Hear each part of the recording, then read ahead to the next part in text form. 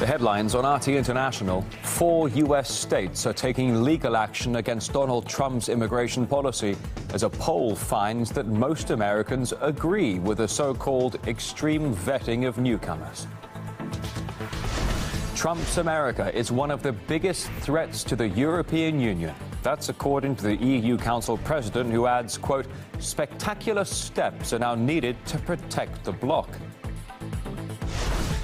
Do we trust the people or not?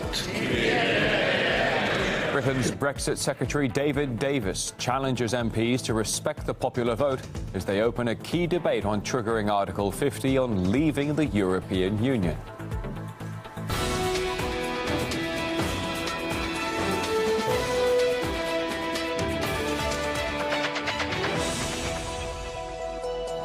Midday in Moscow. Thanks for joining us here on RT International. We have your latest worldwide news headlines. 4 U.S. states have started a legal battle against the Trump administration after the president's executive order putting temporary restrictions on immigration. It comes amid more nationwide demonstrations against the policy.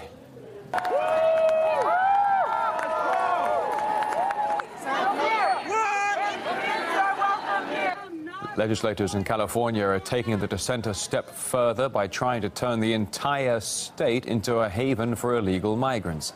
They are pushing for a bill that would establish a sanctuary for over 2 million people already living in California without authorization.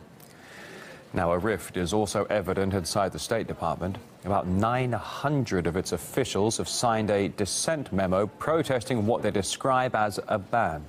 The leaked document says that the policy will likely be counterproductive and ultimately goes against American values.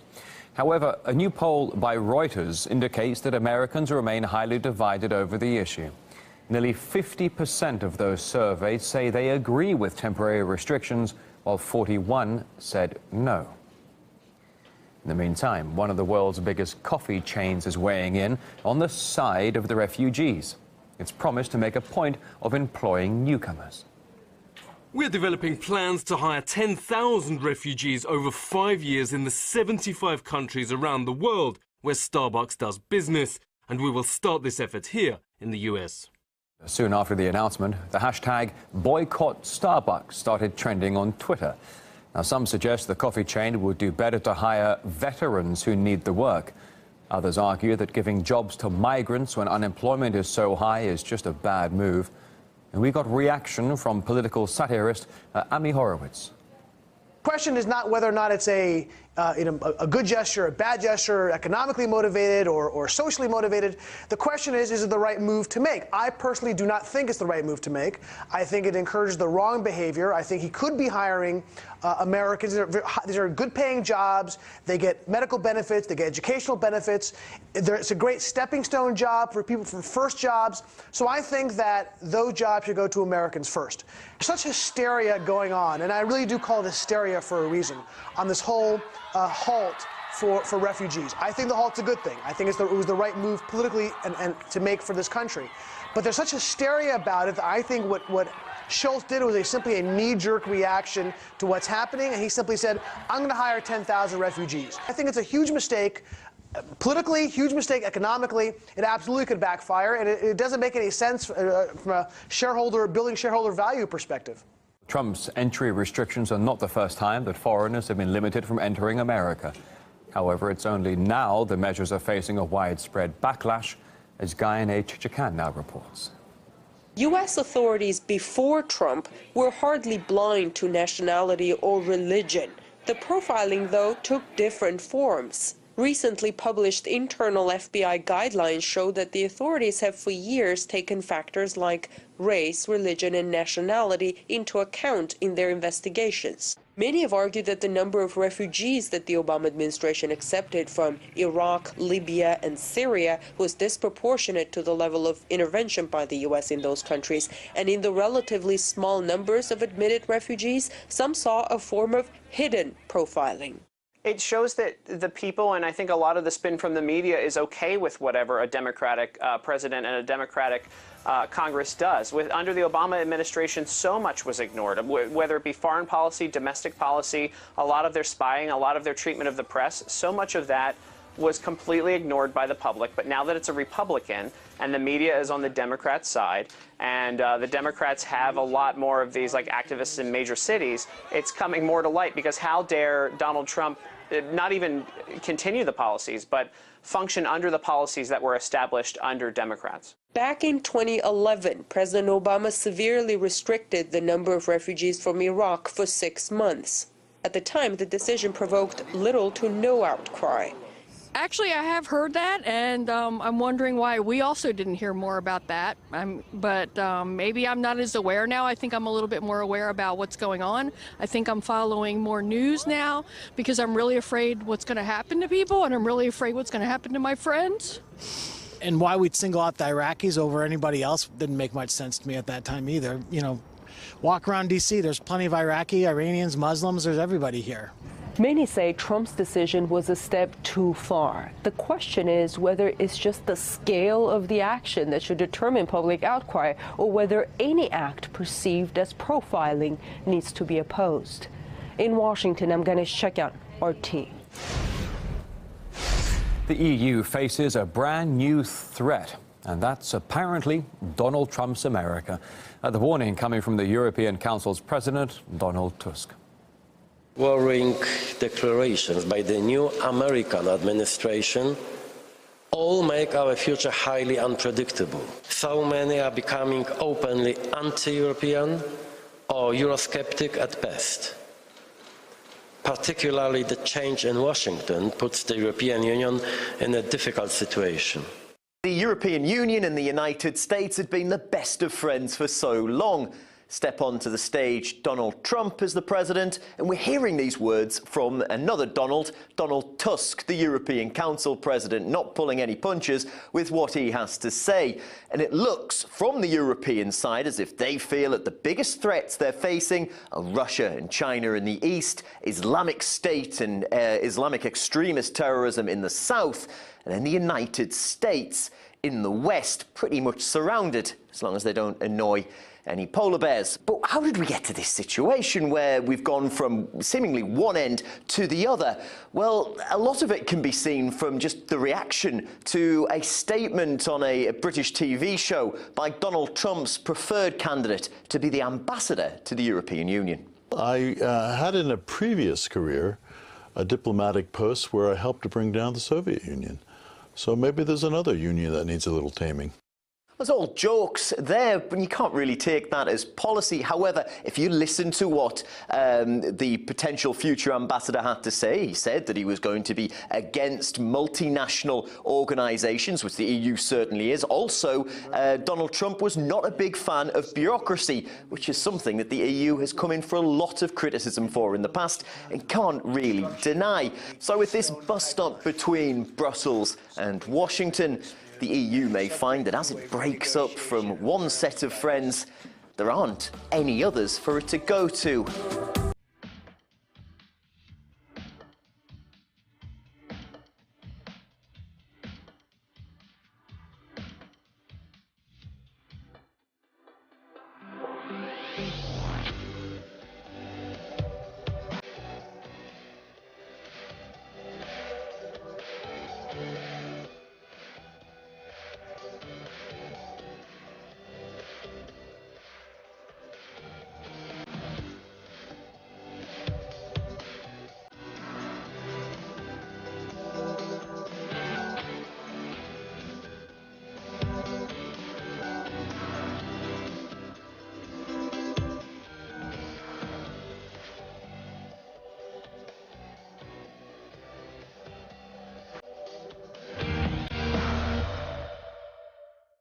Addressing the challenges looming over the EU, Donald Tusk also pointed out national egoism and the decline of faith in political integration.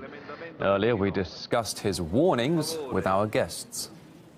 Clearly panicky they're panicking. Not only Mr. Tusk, who is appalled, by the way, and of course who puts Russia among the enemies. If Europe is disintegrating, which is unfortunately reality, it's not because of Mr. Trump. It's not because of ISIS. It's because the Europeans don't believe in it anymore, and that they don't deliver a good work, neither in Parliament, nor the Council, nor the European Commission. That's clear to all now. I mean, we could see the end of the euro this year, and we blame Donald Trump. I mean, this is ridiculous. In fact, Mr. Trump, President Trump, with his policy and the step he made in his first 10 days, in office, is just challenging the basic tenet of the EU, globalism, about climate, about refugee, is doing exactly the reverse than the EU has been doing for the last, 10 or 15 years, with all the failure that we know. And I think that they do not know really how to cope with this new reality, and therefore the panic, and therefore also the kind of statement. NATO's anti-Russia drills are being ratcheted up as Germany begins the mass deployment of tanks to Lithuania. The mission's seen as the most unprecedented military build-up in the region since the Second World War, aimed at, as NATO puts it, responding to Russian aggression.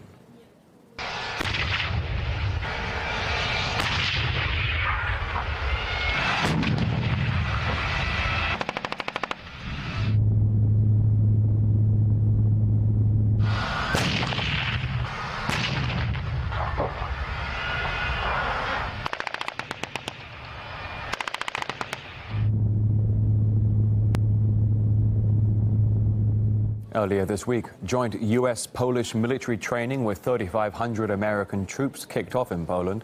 The military exercises also involve the host nation's troops, tanks and many other military vehicles. Now, before arriving in the city of Żagań in the southwest of the country, U.S. troops were first deployed to Germany at the start of the year. As you watch the map here, forces move on to, Baltic states like Estonia, Latvia and Lithuania, which, of course, as you can see there, all border Russia. And the following video emerged on a YouTube channel covering military events and missions from the Pentagon. It shows Polish people welcoming American troops with U.S. flags and doing some soldier selfies.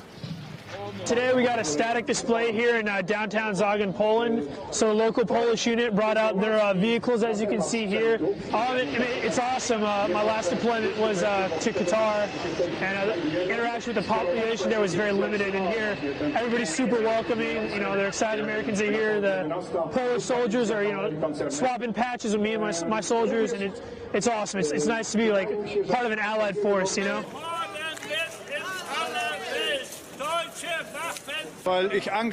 This big maneuver scares me, and I'm here to speak out against it.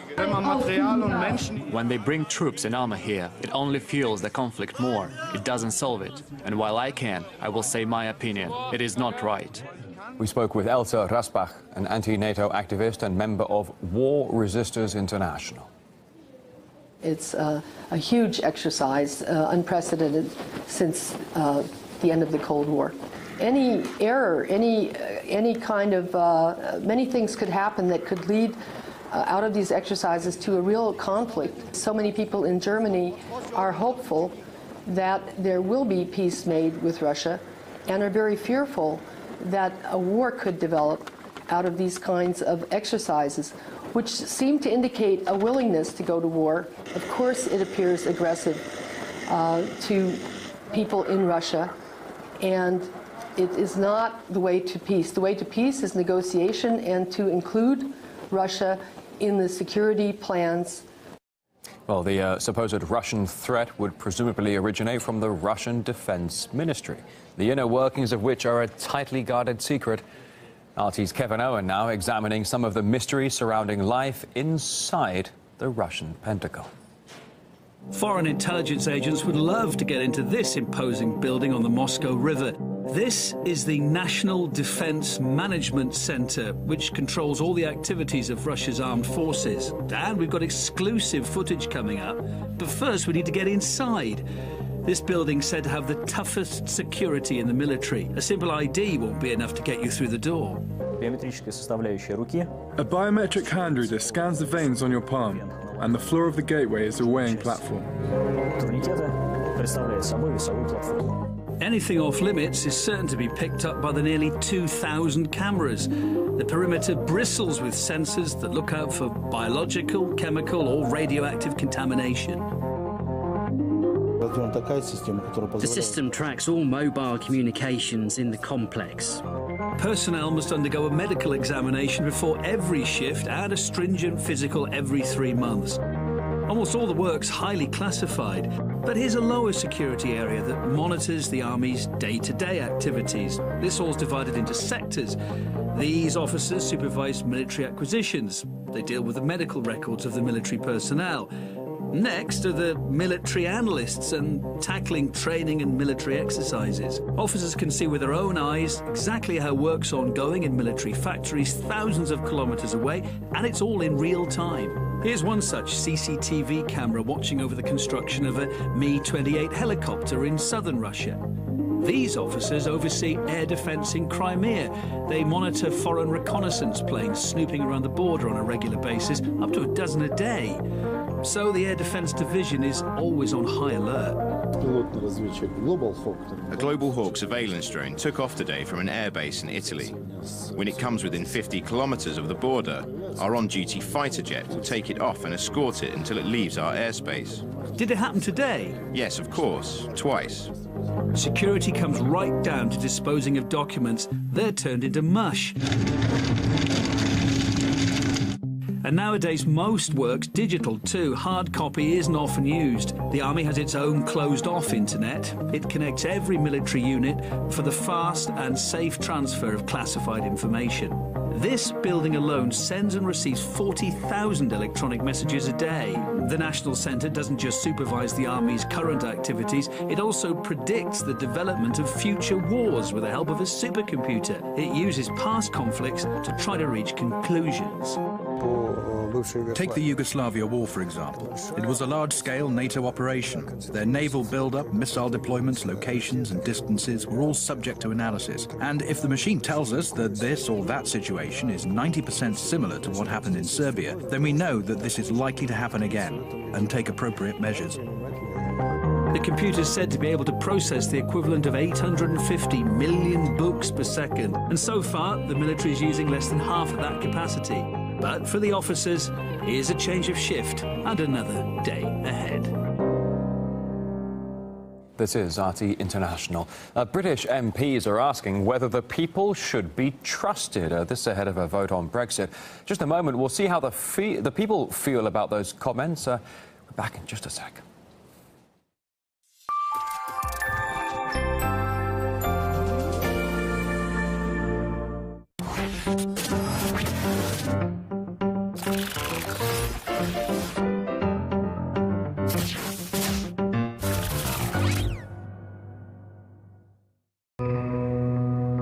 People with stories to tell. Those who deserve to be heard. Studied inside out, but still with unrevealed secrets. Leaders, politicians, thinkers, and witnesses. They're here to speak. Are you there to hear? Here's what people have been saying about Redacted tonight. Give it to us. Redacted is full-on awesome. The only show I go out of my way to watch every week. It really packs a punch. Lee Camp is the John Oliver of RT America. You have the same accent. Hey, we are apparently better than boobs. Nothing's better than boobs. You see, people you've never heard of love Redacted tonight. The president of the World Bank, though, hates it. Well, he doesn't really have any taste. Seriously, he sent us an email.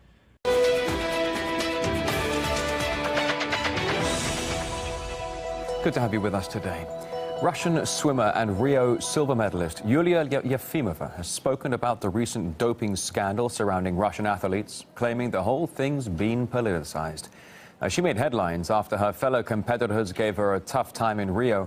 Some booed the swimmer and others called her a cheat, claiming she was a part of the entire alleged Russian doping program. You wave your #1 finger and you've been caught drug cheating. I'm not a fan. I think Lily is right. I think something needs to be done. Cheaters are cheaters. Yefimova has tested positive 5 times, and she's gotten away with it again. That's just not fair on the rest of the athletes who are clean. Well, her time in Rio was tough, but her road to the Olympics was rocky as well. Yefimova is a 4-time world champion. Back in 2013, she was found guilty of doping and suspended for 16 months. She was banned from the Rio Olympics after failing a drugs test for a newly forbidden drug. But she appealed and was cleared to compete just a day before the Games opened. Well, RT talked to Yulia Yefimova about the scandal surrounding Russian athletes.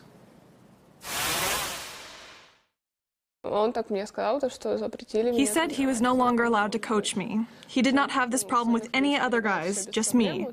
I was hurt by his decision. I'm afraid that if I move somewhere for a new coach, there will be sanctions again, and I will be on my own. I don't want that to happen. I don't need another coach telling me 6 months before the Olympics that he can no longer work with me. It was scary. That's not how we were raised.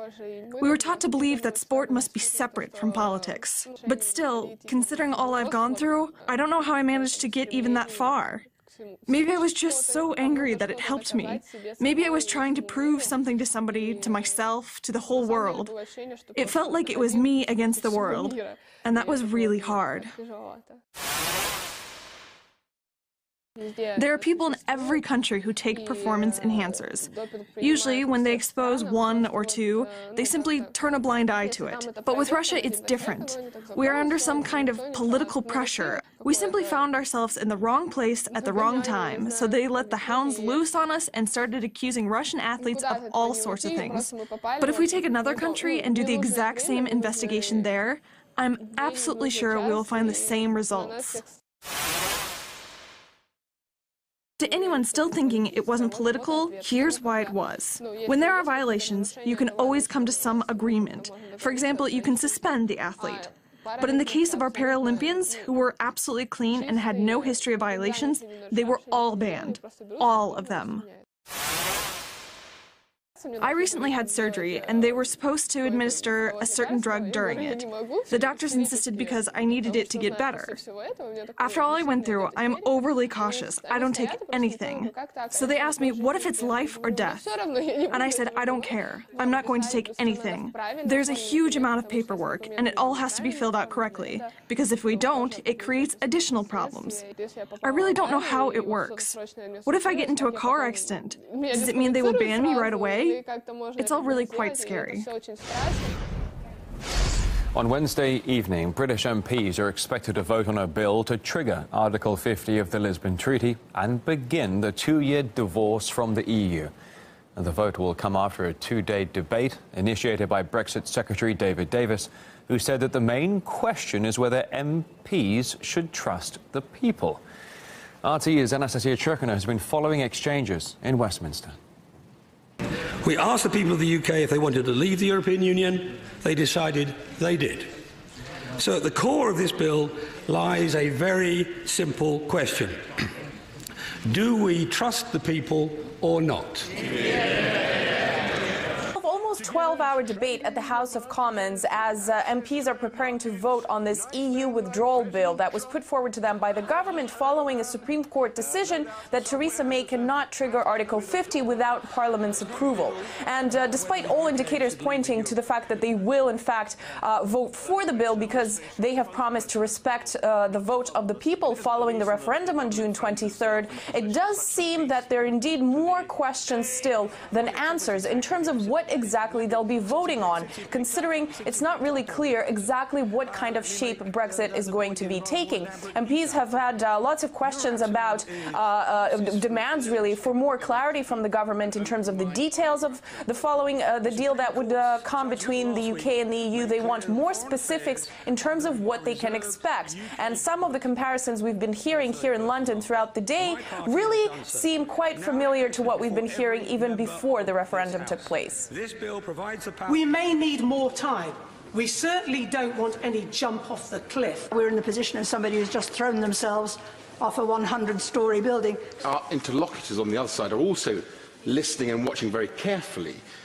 to this debate, and sending mixed messages would be against the national interest of this country if we want to get a good deal for both the 52% and the 48%. Just because they didn't vote the way the establishment wanted to them doesn't mean that they didn't know what they're voting for. And, you know, the internal market, you cannot stay in the internal market, otherwise you're a member of the European Union. And people knew that, and it is very clear. But I do think today, you know, the mood was slightly better than I'd thought it would be, and I think there is a recognition as that we are leaving. Clearly, there's still lots of issues that are yet to be addressed, yet we do know that Theresa May is, of course, still set on meeting the deadline of March this year to trigger Article 50. But at this point, it really seems that it could be anyone's guess in terms of what kind of shape and form this Brexit divorce is going to end up taking, and that's exactly what's worrying MPs here in London.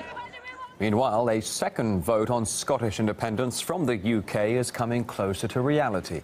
That's according to Scotland's former First Minister Alex Salmond. He was speaking to RT's Going Underground. I think it makes Scottish independence highly likely within the very few years indeed. Scotland can vote overwhelmingly to stay within Europe. England votes marginally to come out of Europe. So the decision is Scotland has to pull out as well. And if that can happen in Europe, it can happen on any issue whatsoever, and that's exactly why Scotland needs to control its own destiny to make its own way in Europe and the world. There's a totally different atmosphere in the rest of Europe who see Scotland as a European-orientated country who wants to play a constructive part in affairs than there was back then when the UK were able to push people against Scotland by exerting their influence. The UK influence is fast running out, indeed is virtually non-existent in the councils of Europe.